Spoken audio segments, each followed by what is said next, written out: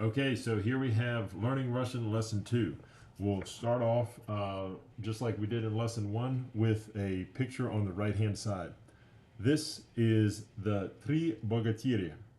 Okay, so they look like medieval knights, but they're not medieval knights.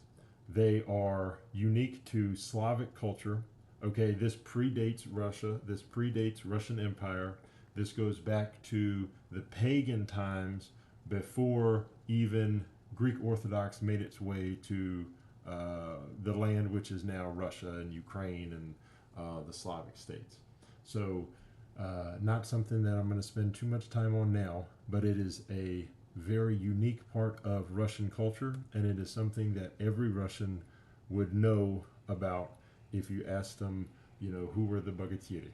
All right, it's kind of like a bit of Russian folklore that kind of got lost in the sauce throughout the years when the Soviet Union kind of came about and Russia came about, and people don't really think about Bogatyr when they think about Russia. They think about other things. Okay, so let's get started with the language. Making sentences in Russian. All right, the first thing to know in Russian is when you're saying basic sentences, the verb to be does not really exist. Now, what does that mean? I have examples below, but think about how you would convey these meanings in English and look at the examples of how they're conveyed in Russian. Okay, so instead of using the verb to be, Russian conveys the concept of being using grammar and context. Some examples. Here we go. I in classroom. Okay, there's no I am in classroom or I am in the or a classroom. It's just I in classroom. Okay, pronoun, where you're at, and then the noun. Over there, police. Even more simple than the previous example. Over there, police. Totally normal sentence in Russian. You would say, for example, tam militia or tam politia.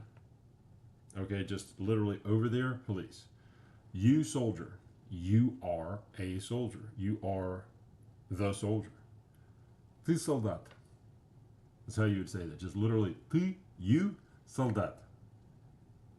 And if you're writing it and you're trying to convey that, oftentimes you'll see a dash in between.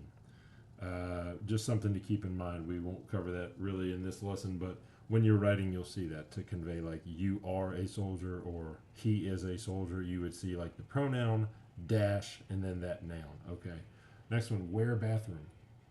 Where bathroom. That's a normal sentence in Russian. Где туалет? Bathroom in Russian is like, sounds like toilet. Где туалет? Где is where. Okay, this big car. This big car. Now I have an asterisk here because this is interesting. This big car could be a legitimate word or start to a sentence in English where I could say this big car is fast or this big car is expensive. Or in Russian, I could be saying like this big car. This is a big car. But I could also say what I was saying in English in Russian, where I say this big car is fast, for example. In which case, again, without the verb to be, I say this big car fast. And that makes sense in Russian, but again, the reason it makes sense is because of the grammar and the context. So there is no confusion when I say this big car fast and this is a big car that is also fast. In Russian, it makes total sense. All right, so what does this mean? I have the word это right here, which is the root of it all. This is how, if you want to make your first sentence in Russian, you use this word. Это. Okay, this is like the all-encompassing word in Russian, super important, is how you say this is. So you take the word это plus a noun, and that equals a full sentence. This is a whatever noun it is. So we have 3 examples right here. And if you feel like you got the alphabet down, go ahead and pause the video and try to read those three sentences right there. Those three, это blank, those words. Okay, so we'll read them together. This is a what? First bullet, это карандаш. Remember, in Russian, only one vowel is stressed in every single word. There's no word in Russian that has two stresses. Okay, so карандаш, multiple syllables, but only one stress. Where's the stress? It's on the last A. Okay, between the D and the sh. Это карандаш. That means pencil. So in English, what does that sentence mean? This is a pencil, or this is the pencil. This is a pencil. Okay. Это магазин. Это магазин. This is a store, or this is the store. Last but not least, we have это компьютер. Это компьютер. All right, this is a computer. Very important note right here. Okay, remember I was saying это карандаш. This is a pencil. This is the pencil. This is a store, the store. The differences between and the is they're articles, and the definite article is the, and the indefinite article is a or an. Okay, and if you think about it in English, what really are you saying? You can kind of understand what the difference is between like the word itself, definite and indefinite. Definite is like, yeah, this is the one I'm talking about, the pencil. This is the pencil, versus this is a pencil. You know, you could even use it as a compliment. You're not just a janitor, you're the janitor. Like, you're the best janitor. That would be the implication if you say something like that. It doesn't really exist in Russian. They don't convey that in that way. Not to say that that type of compliment doesn't exist in a foreign language like Russian, but it's just conveyed a different way. And that's a very important nuance to remember, because Russian has every ability to convey things that we do in English or that there are in other languages. It just may be less intuitive and require understanding of how the locals or more educated people in Russia, or that speak Russian, convey that. Okay, so it's something very important to keep in mind when learning a foreign language, and we'll leave it at that. Okay, so to recap on this slide, это is like your super important word in Russian. Это plus noun equals full sentence. This is a whatever it is, or this is the whatever it is. All right, so now moving on from это, we're getting into pronouns. So your pronouns here, they're just the basic pronouns: I, you, he, she, it, we, you as in plural, and they. Let's take a little bit of time on this slide, and we'll go over the difference between ты and вы. Okay, that's the you singular / intimate, and you plural / formal. This first one right here, ты, this is absolutely, it's all the time, it's going to be singular. You can't be talking about a bunch of people and say ты. Okay, in the same way, in English, if you were to say y'all, you would not walk up to a single person and say, a singular person and say y'all, unless you were referring to a group of people that that individual belongs to. But when talking to one person, you're not going to say y'all. Вы is y'all. It is everyone. It is a bunch of people.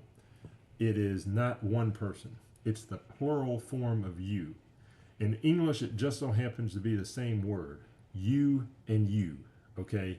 Sometimes to specify in English, we will add the word all after you, and in some parts of the United States, it gets blended into y'all. But you all is sometimes how you would refer to a group of people in English, but it's not necessary. You does the trick. Okay. In Russian, that word is вы. Uniquely, though, in Russian, вы is also how you refer to a singular person formally. Now, there's a little bit of nuance with formally because it's not necessarily formal. Yes, it is formal. If you meet a stranger, you will say вы. If you're an adult talking to another adult, you would say вы. If you're an adult talking to a child, now you might say ты. Ты. Because you're it's not that you're being disrespectful to the child, it's just that there's a distance in that relationship, and you kind of you're talking to the child differently. Now, one thing when I was abroad that I learned was, and it was the biggest impact for me when I was learning the language, was that people pray. What do you think they pray on when they speak to, if they're speaking to God? Would they ask God on the вы, or would they ask God ты? They actually will pray to God as ты. Ты is, from that I learned, like, well, it's actually more like intimacy. Intimacy, not in like a sexual way at all, but in a way like your relationship is close. So вы is formal, and you don't know the person, you're just trying to be kind of cordial, and ты is kind of intimate. So, for example, if you're in college and you're just classmates, or like you just see another college student, you might say ты to somebody. In fact, if you were to say вы, it would probably sound weird. It'd be like, why is this guy being so formal with me?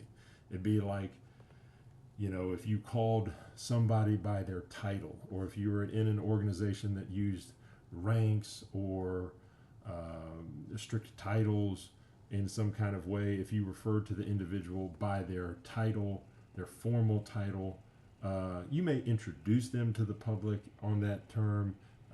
When you first meet them, you might call them by that, and then maybe after a while, you'll start calling them by their first name and then their last name, etc.